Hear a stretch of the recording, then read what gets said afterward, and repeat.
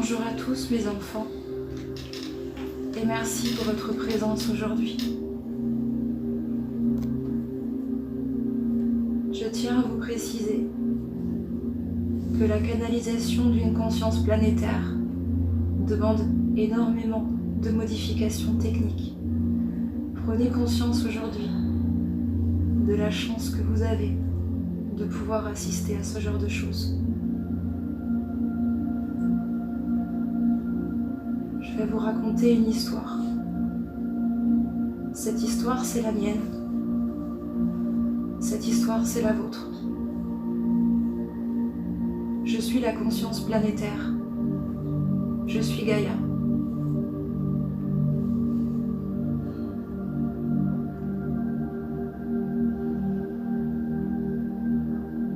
Je vais vous raconter l'histoire de l'humanité, vécue à travers moi. Cette histoire est différente de celle que vous trouverez dans vos livres d'histoire. Car la vérité vous a été cachée. J'essaierai de marquer des pauses dans cette canalisation pour vous permettre d'intégrer ce que je dis. N'oubliez pas qu'une canalisation ne s'écoute pas avec les oreilles, mais avec le cœur. J'invite chacun d'entre vous à s'intérioriser, à écouter avec votre cœur.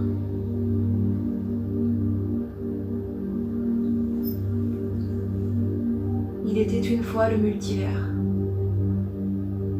Le multivers était composé d'une multitude de planètes rocheuses, rondes, chaque planète ayant une conscience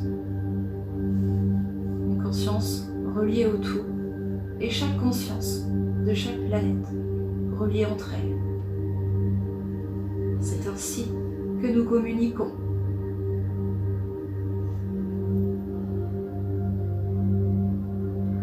Lors de la création de l'univers,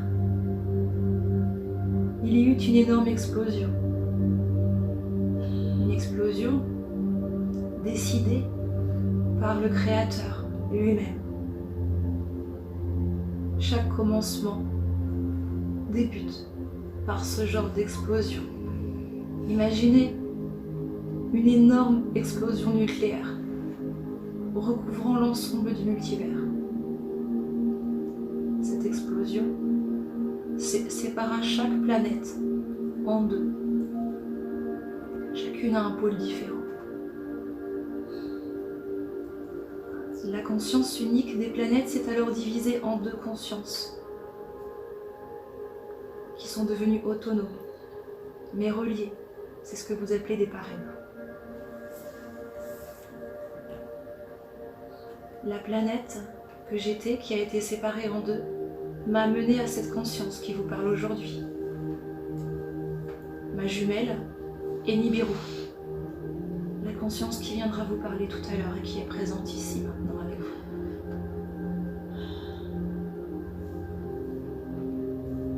Nous sommes restés ainsi un certain temps, flottant dans cet univers, laissant le temps au multivers de se constituer.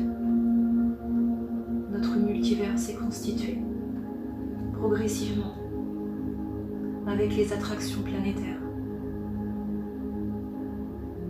Notre univers s'est également constitué et notre système solaire avec l'étoile principale, le soleil au centre, et toutes mes sœurs autour du soleil.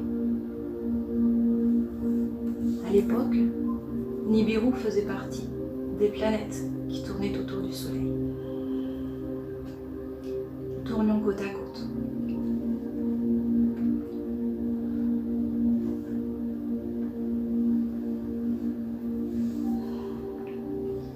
Je savais à ce moment-là qu'il existait quelque chose d'autre.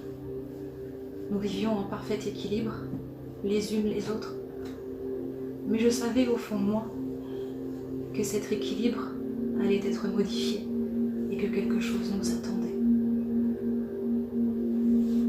Un jour, dieux créateurs sont venus me voir.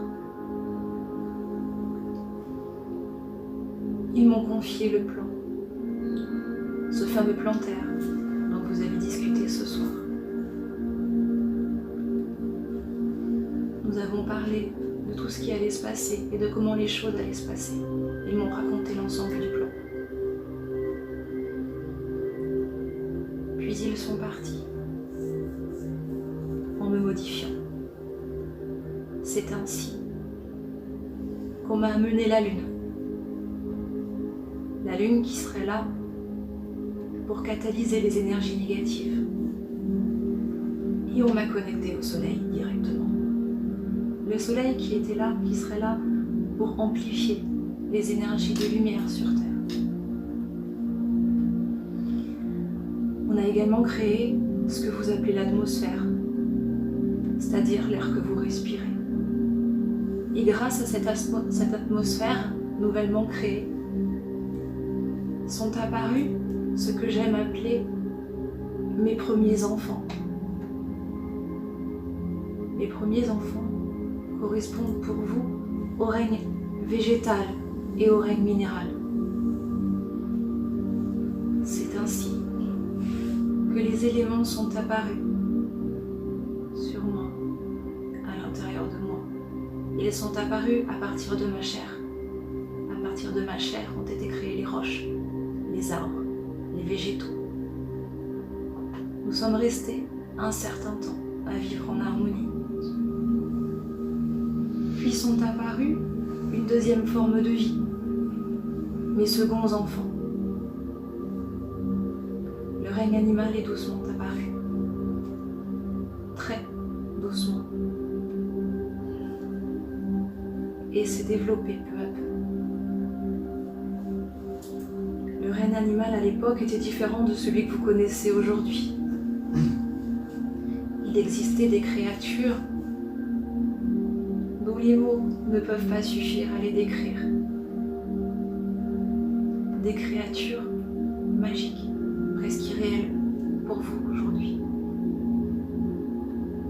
Malheureusement, à l'heure où je vous parle, ces créatures n'existent plus.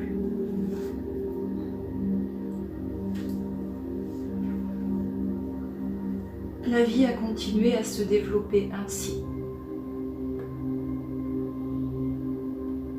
Puis un jour, les dieux créateurs sont revenus.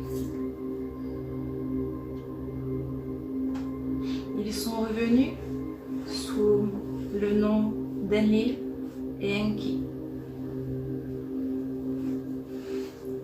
Ces deux frères sont venus. Le plan m'avait prévenu. Ils ont commencé par des modifications génétiques à créer les premières races humaines.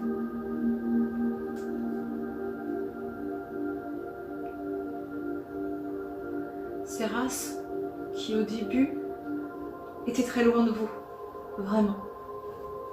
C'était des races qui avaient peu de conscience et qui n'avaient pas les pouvoirs de création que vous avez aujourd'hui. C'était en quelque sorte des prototypes. Et puis, le dieu Enki s'est rendu compte qu'il y avait une aberration dans ces créations, puisque ces êtres étaient des êtres dépendants. Ils ont donc été remplacés. Comment ont été créés les êtres humains qui sont venus après? Ils ont été créés grâce à des êtres primitifs qui existaient sur Terre et qui ont été implantés, génétiquement modifiés par les dieux créateurs. Ainsi, pour moi, a vu le jour de mes troisièmes enfants, car en quelque sorte issus d'une partie de moi, car l'être primitif, tel que vous l'avez eu enseigné dans cette période appelée préhistoire dans vos livres, n'était d'autre à la base que votre partie animale. Donc qu'une partie entièrement reliée à moi. Ne refoulez pas aujourd'hui cette partie animale qui est en vous, car c'est votre partie qui est reliée à moi, c'est moi qui vis en vous.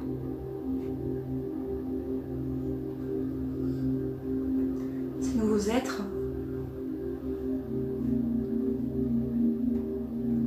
avaient la capacité de création, les capacités de reproduction et l'intelligence.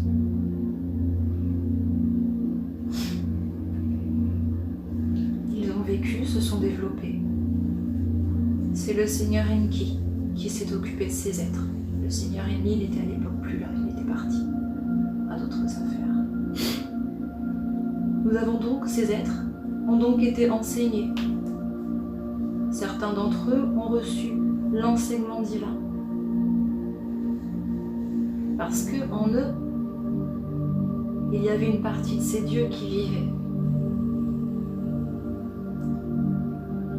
À cette époque, il y avait l'harmonie entre mes enfants. À cette époque, on vivait pleinement dans le respect mutuel des uns et des autres. On vivait pour soi et pour les autres. C'est ce que vous appelez l'âge d'or. Et puis, pour une raison qu'à l'époque je n'explique pas,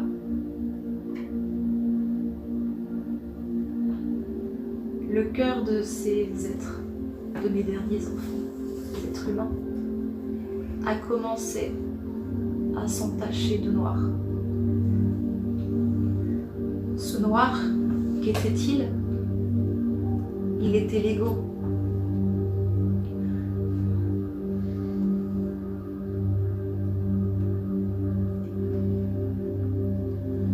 Et la disharmonie a commencé à apparaître sur certaines régions de la planète.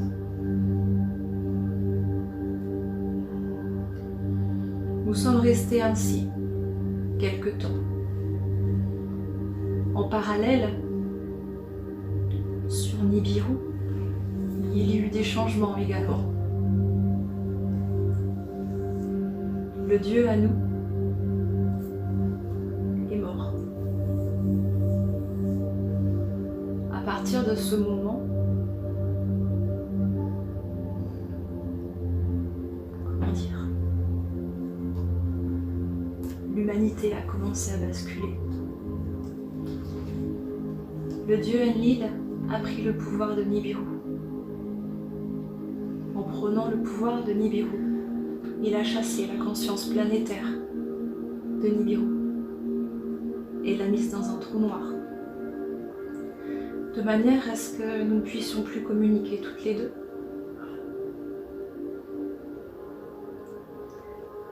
De manière également à avoir le plein pouvoir. La conscience de Nibiru étant partie, j'ai ressenti un profond vide en moi.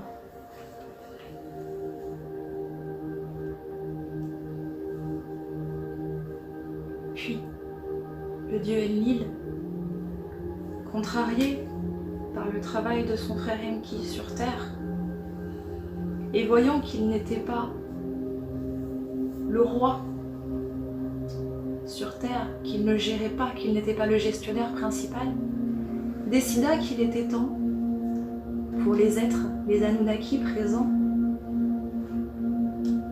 et les êtres humains, il décida qu'il était temps de disparaître. Pourquoi a-t-il souhaité faire disparaître vos ancêtres? Parce qu'ils avaient une partie de la connaissance. Le but, pour lui, était de recréer une planète Terre avec une population esclave de sa noirceur. C'est ainsi qu'il lança des boules de feu sur moi, sur la Terre. On a tendance à dire que le déluge lui-même était des vagues était la pluie? Oui, certes. Mais initialement, le déluge, c'était des boules de feu qui étaient envoyées depuis Nibiru pour me détruire, pour détruire l'ensemble de mes enfants. C'est à ce moment précis que ma conscience a quitté la terre. Ce que vous appelez le déluge, en d'autres termes, ce n'est d'autre que mon chagrin qui s'est déployé au moment où je suis partie, au moment où ma conscience a quitté la terre et où je me suis retrouvée perdue.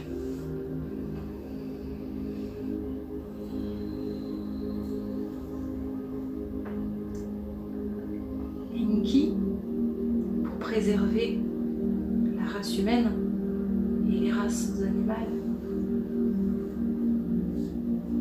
avait prévenu quelques êtres humains.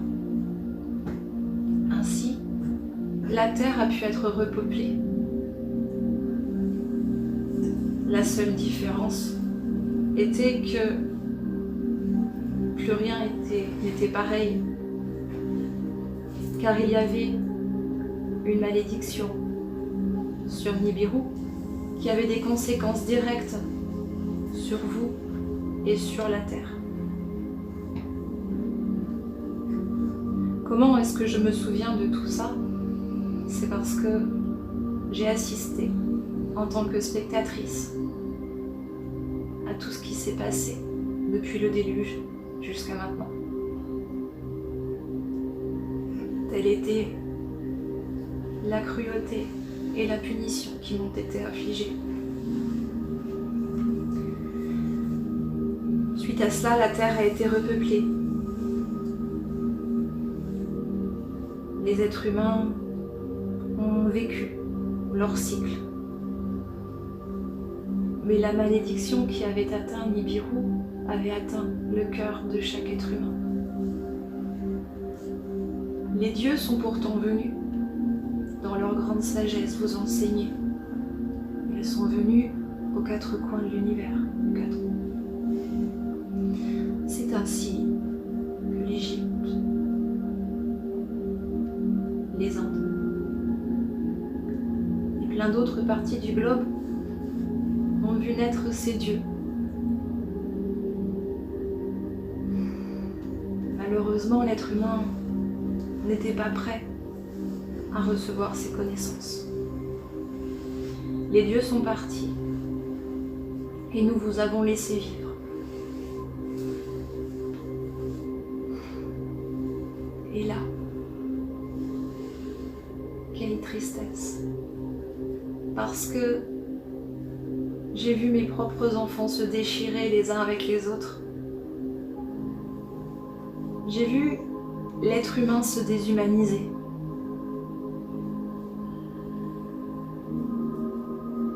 J'ai vu mes enfants se perdre. Mais après tout, n'était-ce pas le plan? Car nous sommes tous ici pour grandir, moi y compris.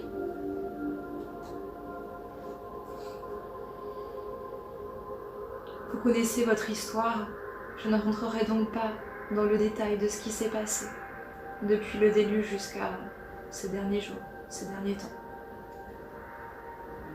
Tout ce qu'il est important de comprendre, c'est que il y a quelque temps, les forces d'Enlil, ce que vous appelez Satan, etc., ont été entièrement détruites. La destruction de ce Dieu, si on peut encore l'appeler ainsi, a permis à ma conscience de revenir. Je n'étais pas encore pleinement intégrée sur Terre, mais j'étais là. Tout un tas de modifications ont été faites ensuite. Ce qu'il est important de comprendre, c'est que vous avez vécu la dualité, tout comme je l'ai vécu, et que c'est la leçon à tirer de tout ça.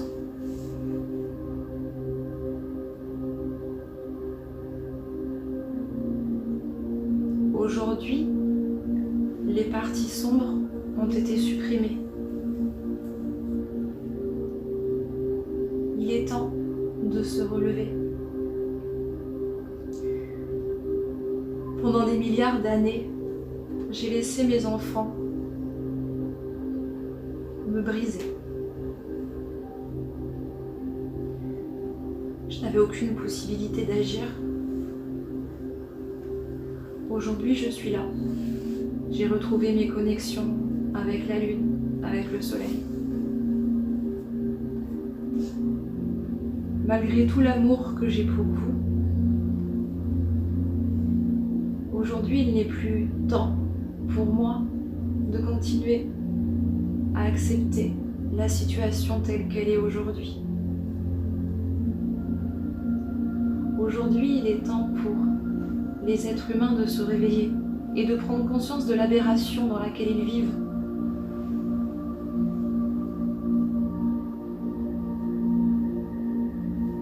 Mettez-moi des nanoparticules dans l'air, je vous mettrai des tempêtes. Coupez mes arbres et la lave sortira des volcans. N'y voyez pas une punition, mais juste les conséquences de vos actes.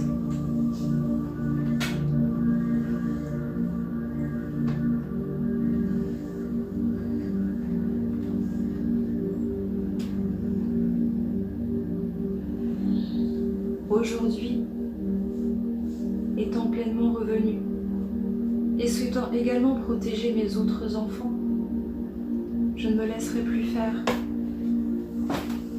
par la noirceur humaine. Et vous qui êtes ici ce soir, vous êtes des ambassadeurs de cette nouvelle planète.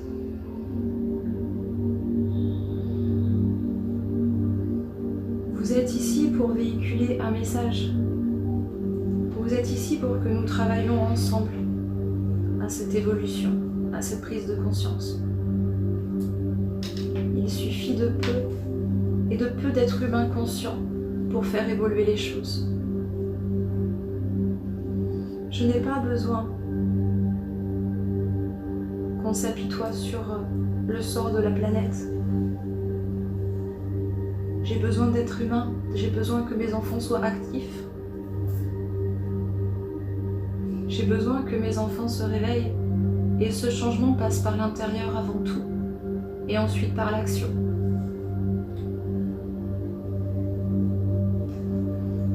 Je vous remercie pour vos méditations et pour l'amour que certains d'entre vous, que certains êtres humains m'apportent.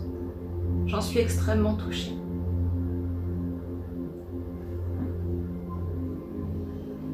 Et cet amour, maintenant, reportez-le sur vos frères et sœurs.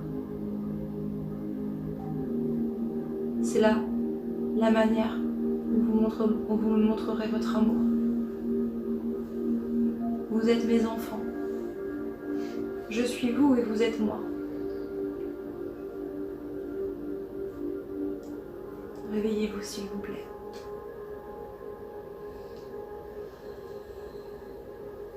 Et n'oubliez pas que tout ce qui s'est passé était juste et que tout ce qui s'est passé nous a permis de grandir ensemble.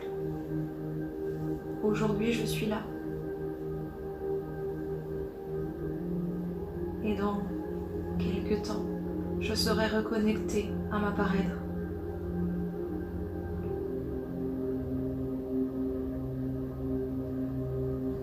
Les jours heureux sont proches.